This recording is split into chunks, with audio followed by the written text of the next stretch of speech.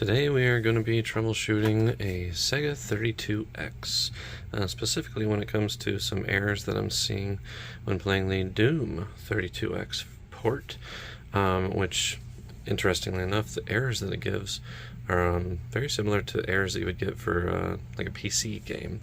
And of course this time it's loading correctly, so we're gonna, oh, except it froze. Okay, so this is good. So at least we got something. Notice it's not moving at all. We're gonna reset this, and hopefully we'll see some of these console errors that I've been seeing previously. Let's see here. Yep. Now this. And there we go. So this is a common one that I've seen, which I think that's internal. Oh no. External? Narrow? General illegal instruction. There we go. So general illegal instructions, got some memory addresses there.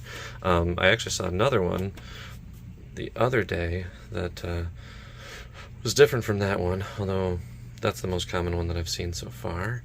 It was an MCPU error, so we're going to see if we can get that one. Nope, still same one. Now with this error, I can start, and I can sometimes make it through. It kind of depends on where it's going to freeze, but it'll freeze eventually. So from what I've been reading, this issue is actually quite common with the 32X. There's some faults that it can have pretty commonly. Might need to recap, but there's a really simple fix that I'm going to give a try with, and we'll see if that does the trick. Okay, so here we've got the 32X unit, which we've taken off of the Sega Genesis console Model 2.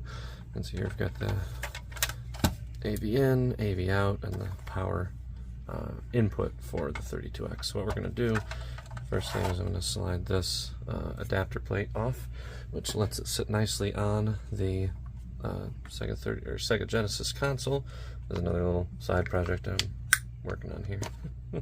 I get repairs of all sorts in my household. So the first thing we're going to start with, obviously, is going to be cracking this case open. Remove these screws.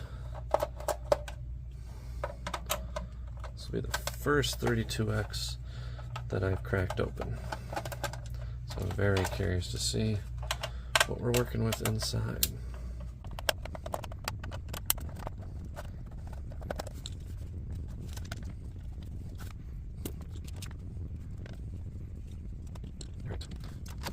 So if we open from the top shell, set that to the side here, and there is our 32X. Now, one of the suggestions and recommendations that I've heard is that there's these two ribbon cables here, and that sometimes they need just a nice reseating. So we're going to take off the heat shield so I can get a little easier access, or not heat shield. We're going to take off the eye interference shield. I can't actually tell you what it's called, but we're going to take it off here. And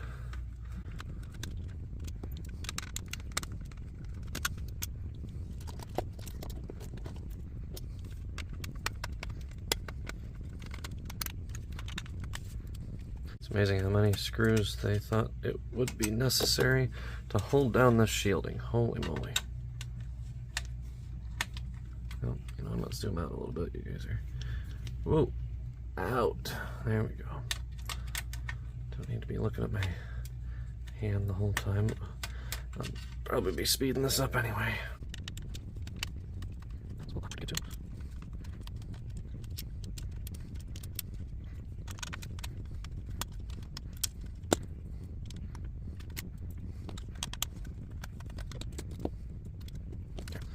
See how freely this comes apart. Maybe. There we go. Okay. Took a little bit of finesse there, but not too bad. Oh, wow. Yeah, those things have some, looks like interference shielding on this area here. Interesting. Well, what we're first going to try doing is I'm going to take this out here and we're just going to run some alcohol on it and clean it up a little bit. They're a little, I don't know, I don't want to say crusty, but you can almost feel that they had some resistance coming out. I'm not sure why, but I'm going to do the other side as well, I think. Looks like it's double-sided, so we're going to get both sides there.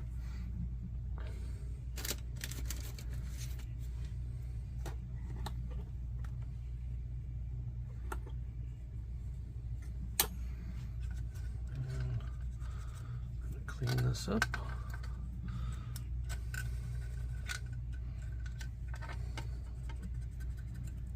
Not really too much, but we do have a little bit of color on there. So, not all for naught, I don't think. Now the question is, do we take this apart a little more, get access to that second board? And wow, they really feel like they bodged this whole thing together, kind of. I mean, look at those cables going back and forth. This area in here, see if I can zoom in a little bit. I mean, that's I mean, it works, but wow. I don't, as far as I know, this one is not modified from the factory. And from what I've heard of people and opening these up before, they're all kind of like this. So it's great, great QA, I suppose. All right, we're gonna try popping this back in, and I am just going to go with these for now and see if it improves things. If it does not, then we'll come back in here and we'll do the rest of them. So the one thing I am going to do is I'm gonna pop just the top layer of shielding back on, just like so, with the friction tabs in place, and I'm not going to put the whole thing back together yet. We'll put the bottom adapter on, and we'll test it out and see how it goes. Alright, well, here we are. We're going to boot her back up and hit start. At least we got, or power, at least we got some stuff there. Oh, now one thing I noticed is I don't think I had cycling colors on the Sega icon before on the logo. It almost feels like it's loading a little faster too. So far, no errors. That's good. And no freezing. Entering level 1. That seems to be working. Wow, interesting. Now we're going to try restarting this. Start it back up. There's the cycling Sega colors. I swear it didn't do that before. I'm gonna have to look back at the recording and make sure. But that might be a sign of things working better too. Still no errors.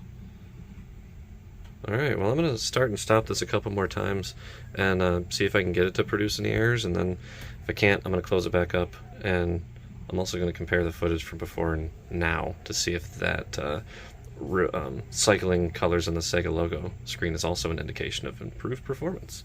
And if so, that was one of the easiest fixes I think I've ever done. Alright, well, I've played through level 1. I ran it through a bunch of on-off cycles and could not get it to freeze, could not get those errors to come back up, so I think I'm calling this case closed, and that was indeed one of the easiest repairs that I've done. I was not expecting that with a 32X, but who knows, maybe there'll be more down the road as I continue to use this puppy, but hopefully not. And one thing I did notice is it must have just been a placebo effect, but what I was talking about with the cycling colors on the Sega logo, nah, that was that way to begin with, so not an indicator of better performance or lack of issues or anything. It was doing that even when I had the errors on Doom, but I don't know, I'd have to compare it a little bit further to see if there's any noticeable speed increase, but I wouldn't be surprised if there was a little touch of that. But either way, this is working like a charm now. I could not get it to fail. Played through level 1 and had no issues, no freezing. So I'm calling this one solved. Very happy about that.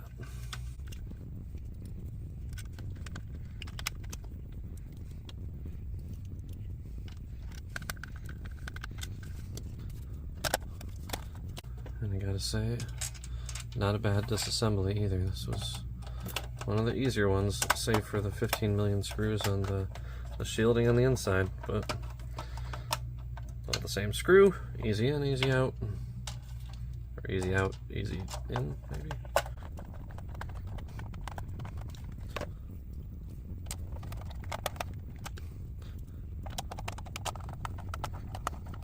Alright, she's all closed up. Let's go pop her back on the console and see if she still does well. Alright, moment of truth. Putting her back up with her case back on. Survey says. Alright. I think we're good. We'll do Nightmare. Yeah, alright. Alright. I think we're in business. Well, as always, like and subscribe. Thanks for watching.